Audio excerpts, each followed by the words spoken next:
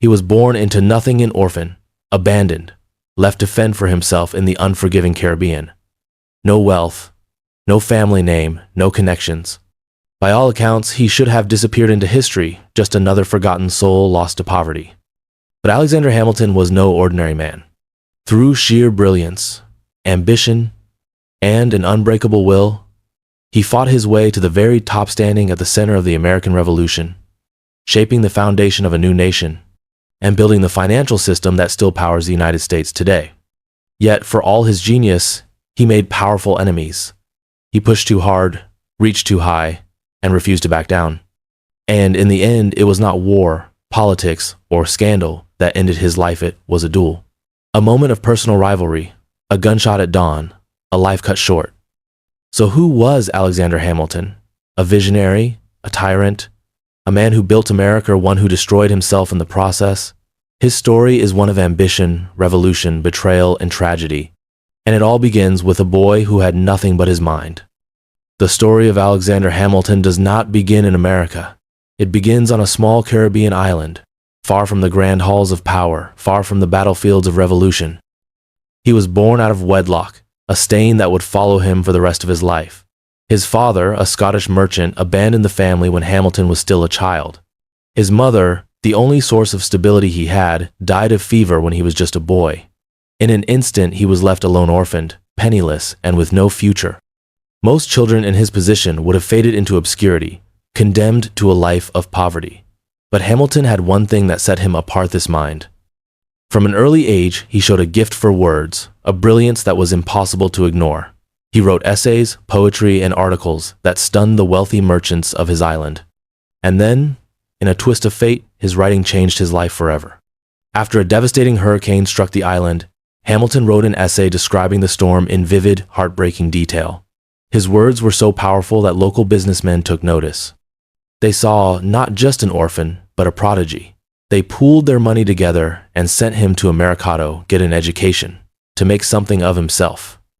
And so, at just 16 years old, Alexander Hamilton left the Caribbean forever, sailing toward a land he had never seen, a land on the edge of revolution. He arrived in New York, determined to prove himself, and he did. At King's College, later known as Columbia University, he quickly became one of the most brilliant minds of his generation. But he didn't just want to study history, he wanted to make it. The American colonies were on the brink of war with Britain, and Hamilton saw his opportunity. He began writing pamphlets, speeches, arguments for revolution. His words were so sharp, so convincing, that people assumed he was already a famous statesman. But in reality, he was just a teenager and unknown student, with no family name, no land, and no political power. But words were not enough. Hamilton didn't just want to write about revolution, he wanted to fight in it.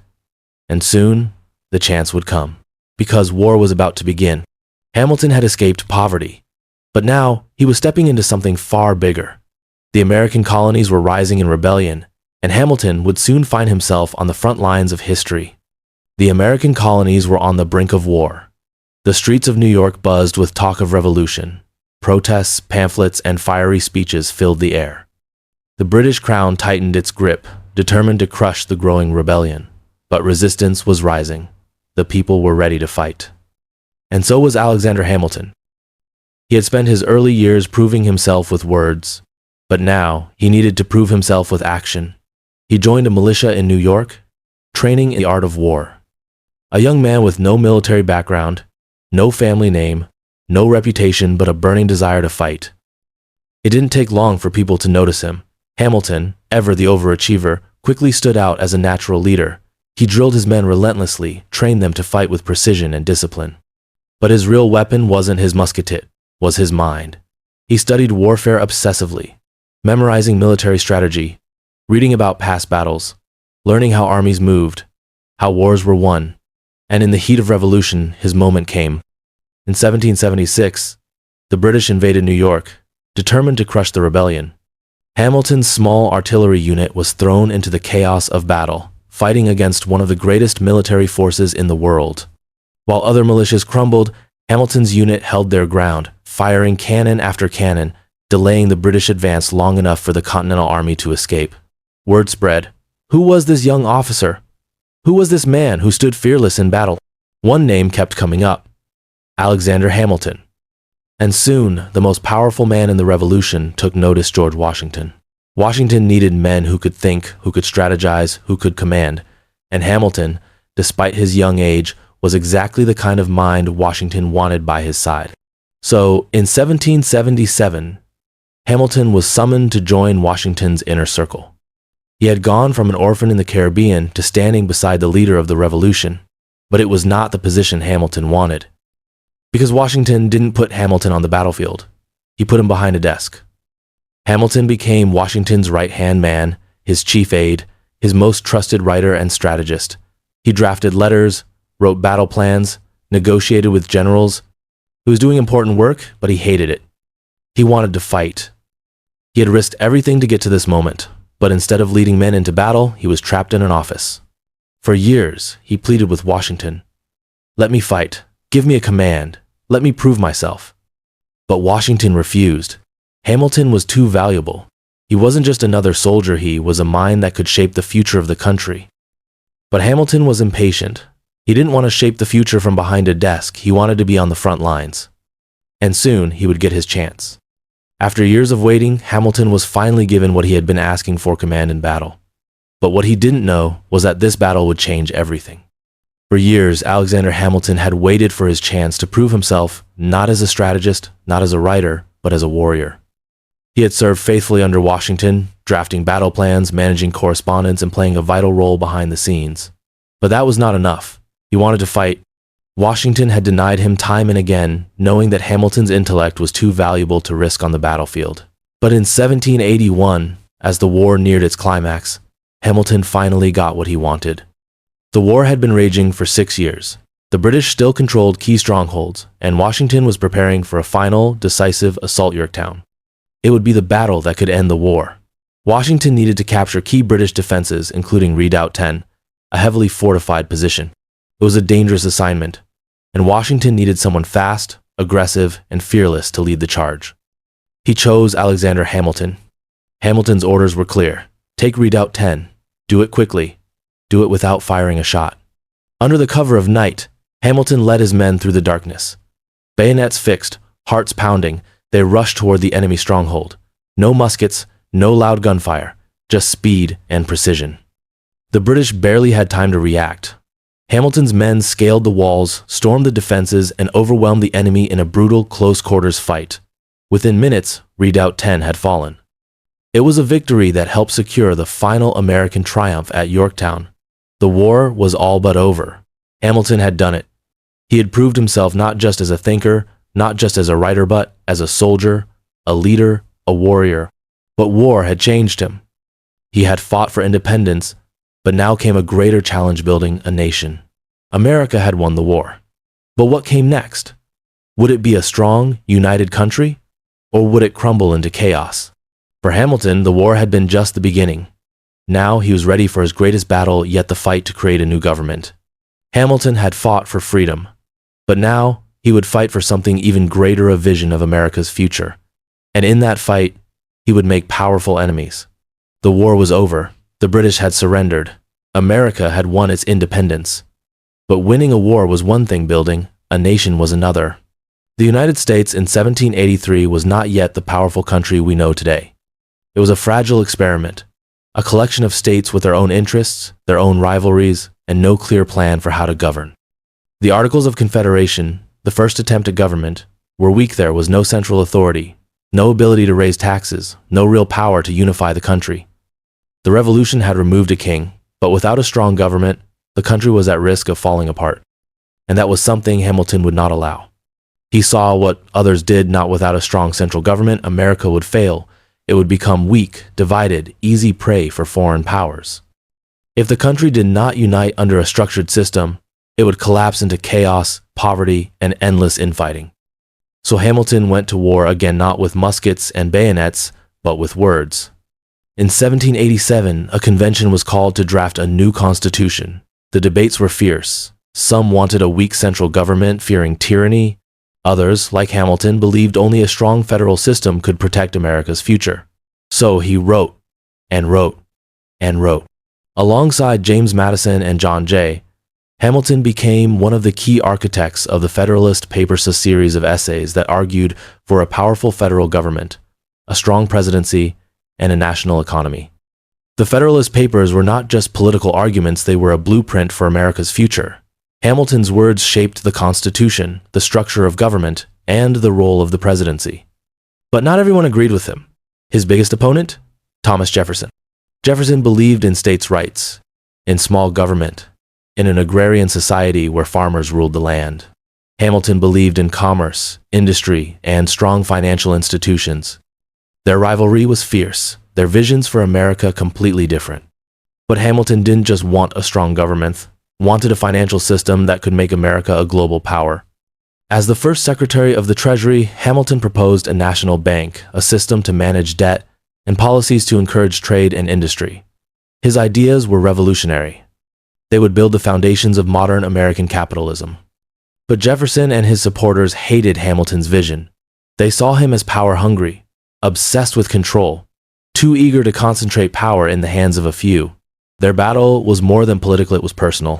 The country was dividing into factions: Federalists, who supported Hamilton, and Democratic Republicans, who followed Jefferson. The war for America's future had begun not on the battlefield, but in the halls of power. Hamilton had shaped America's financial system, but in doing so, he had made dangerous enemies. And soon, one of those enemies would come for him, not with laws, not with words, but with a gun. Alexander Hamilton had fought for a strong government, a national bank, and a powerful economic system. He had built the foundations of modern America, but in doing so, he had created powerful enemies, none more dangerous than Aaron Burr. Burr was a man of ambition, charm, and ruthless determination. Like Hamilton, he had fought in the Revolution, risen through the ranks of American politics, and built a career in law and government.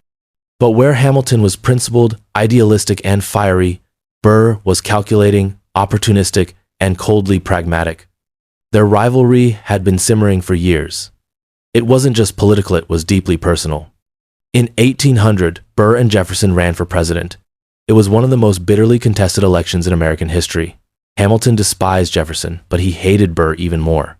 He saw Burr as a man with no morals, no vision, someone who craved power but had no principles. So when the election was tied and the decision fell to the House of Representatives, Hamilton stepped in. He threw his support behind Jefferson, believing that despite their differences, Jefferson at least had a vision for America. Burr had nothing but ambition. Jefferson won. Burr was humiliated. But Burr was not done. 4 years later, he ran for governor of New York, hoping to rebuild his power. Again, Hamilton worked behind the scenes to stop him. Again, Burr lost. This time, Burr was furious. He believed Hamilton had ruined his career. Twice. And in 1804, he decided to settle their feud the old-fashioned way, a duel. Hamilton did not want to fight. He had lost his eldest son, Philip, in a duel just 3 years earlier. He knew how it would end. He knew what was at stake. But in his world, honor was everything. If he refused, he would be seen as a coward. His reputation, his legacy, everything he had built would be destroyed. And so, on the 11th of July, 1804, at dawn, Alexander Hamilton and Aaron Burr stood face to face on the dueling grounds of Weehawken, New Jersey. 2 pistols, 2 men. One moment that would change history. A single gunshot, a nation in shock. The duel would end Hamilton's life, but not his legacy. His ideas, his vision, and his impact on America would live on long after the bullet was fired.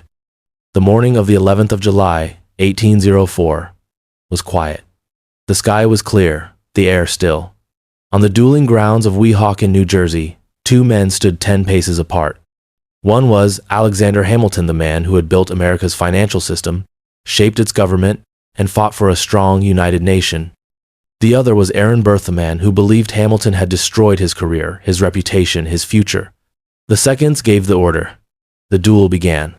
Hamilton had already decided would not fire to kill. Some say he intended to throw away his shot, to fire into the air as a symbolic gesture, avoiding bloodshed. Others believe his hand shook from years of stress and illness.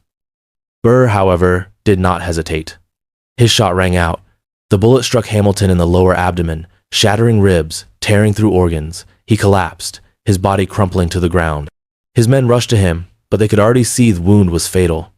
Hamilton was taken back to New York, where he spent his final hours in agony. His family surrounded him. He clutched the hand of his wife, Eliza, the woman who had stood by his side through every triumph, every scandal, every battle. The man who had shaped the United States, the fighter, the thinker. The builder died the next day, on the 12th of July, 1804. He was just 47 years old. Burr, meanwhile, became a marked man. Though he had survived the duel, his career was finished. He was charged with murder in 2 states, forced into hiding, and later accused of treason in a failed attempt to carve out his own empire in the West. He spent the rest of his life in exile, a man without power, without honor, without purpose. But Hamilton's story did not end with his death, because his ideas lived on. The financial system he built, still the backbone of the American economy. The Federalist vision of a strong, centralized government, still the foundation of American democracy. The legacy of his writings, his policies, his principles, studied, debated, and admired for generations. Even his greatest rivals, Jefferson, Madison, Monroe, eventually came to respect what Hamilton had built. The nation they governed, the power they wielded, the economy they managed, all of it was possible because of Hamilton's vision. And his wife, Eliza Hamilton, spent the next 50 years preserving his legacy. She fought to protect his name, to tell his story, to ensure that the world never forgot what he had done. She founded schools, orphanages, charities, dedicating her life to the causes Hamilton had believed in. Hamilton had risen from nothing in orphan, a nobody from the Caribbean, to become one of the most influential figures in American history. His story was one of ambition, brilliance, and tragedy. He had fought wars, political battles, and personal demons. He had built, he had argued, he had struggled, and in the end, he had lost his life in a fight that never should have happened. But even in death, his legacy could not be erased. Alexander Hamilton was more than just a founding father. He was a fighter, a builder, a man who refused to accept limits. His life was cut short, but his vision, his America, lives on. Alexander Hamilton's story is one of rags to riches, war and politics, brilliance and tragedy. He shaped America more than most of its founders yet. For years, his name was overshadowed by Washington, Jefferson, and Adams. But history does not forget men like Hamilton. He built the foundations of the American economy, defended the Constitution, and fought to create a strong federal government that still stands today. He was a man of relentless ambition, unwavering principles, and unstoppable energy. Yet he was also a man of flaws, arrogant, impatient, unable to control his temper or his rivalries. He pushed too hard, made too many enemies, and in the end, his own stubbornness led him to a duel that ended his life. But now, over 2 centuries later, his vision lives on. His face is on the $10 bill. His financial system still drives the nation's economy. His political ideas are still debated. And his story, once forgotten, has been resurrected as one of the most compelling tales in American history. So now we ask you, was Alexander Hamilton a genius who built America's future? Or was he a man consumed by his own ambition, who created as many problems as he solved? Was he a patriot who fought for the people? Or was he a man who could never step out of the shadows of his own enemies? Let us know in the comments below. And if you found this story fascinating, wait until you hear about Thomas Jefferson, the man who opposed Hamilton at every turn and built his own vision for America.